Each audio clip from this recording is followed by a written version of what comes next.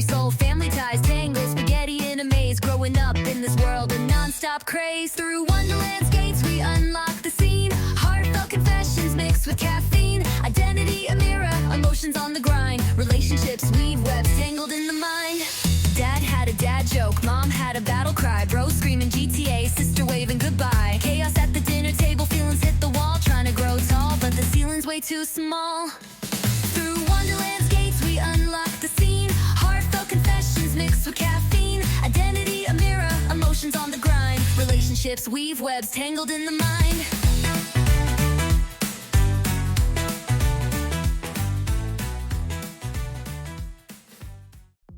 Welcome back to Wonderland Unlocked. I'm so glad you're here. Today's episode is called The Doorknob's Barrier, Feeling Like an Outsider at Home. And if you've ever stood at the edge of your own family's world, feeling like you need a secret password to enter, you already know what this one's about. The doorknob in Wonderland, remember him? He's chatty, he's clever, and he holds all the power to let Alice in, or keep her out. That's what it can feel like when your own home, your own family, feels more like a gate you're not allowed to pass through. Today, we're exploring that strange, painful sense of being othered in the very place that's supposed to belong to you. Let's start with the feeling. You walk into a room. Maybe it's the living room, or a family gathering, or your old childhood home. And you can feel it, that energy. Like you weren't expected, or worse, like you weren't wanted. They say, make yourself at home, but you already know they don't mean it for you. The conversations are already in motions with references you're not a part of. The inside jokes that land like bricks. The subtle glances pass between people who do belong. You laugh along, but the sound doesn't feel right in your own throat. You sit at the table, but you're perched at the edge, like a guest who overstayed. Even your body starts to feel like an echo. There, but not really. It's not just awkwardness, it's a deeper ache. Something like grief. Because being an outsider at home is more than just loneliness. It's kind of emotional exile.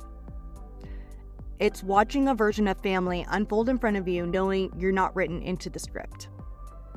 So, where does it begin? For some of us, it starts early, when our interests didn't match the family's mold.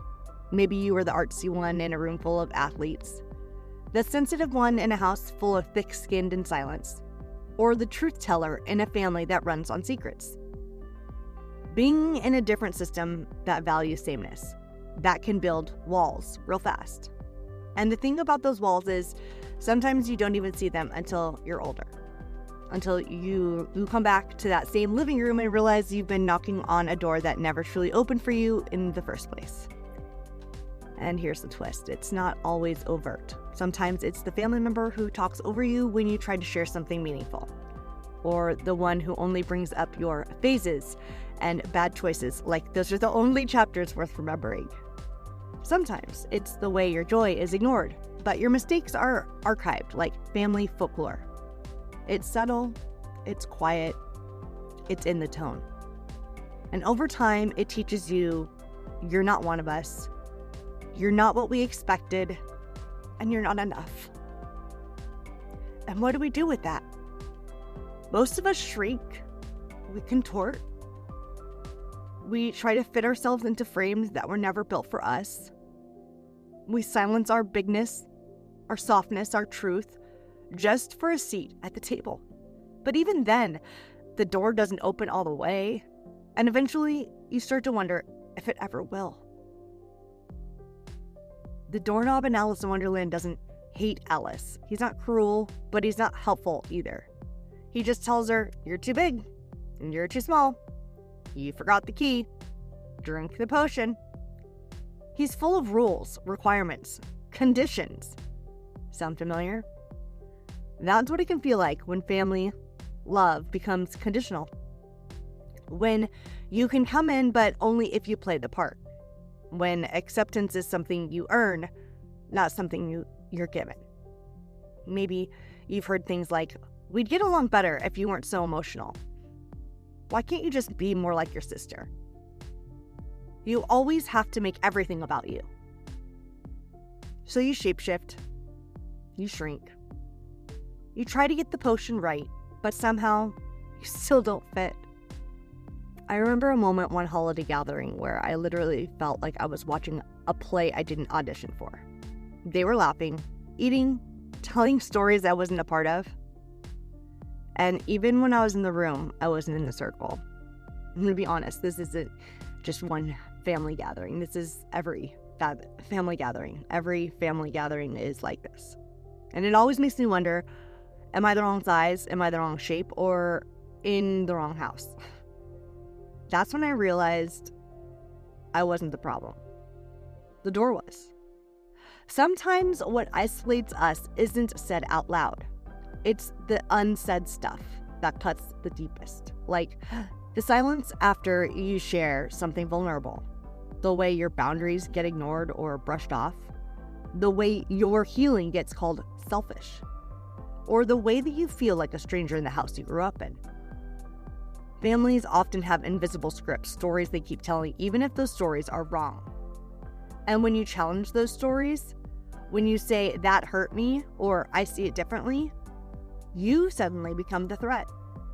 You're the villain, the troublemaker, the dramatic one, all for daring to tell the truth.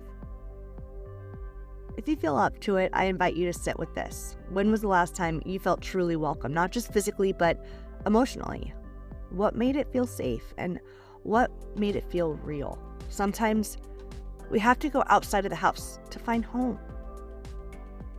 So what do we do when the doorknob won't budge? When the door that's supposed to open doesn't?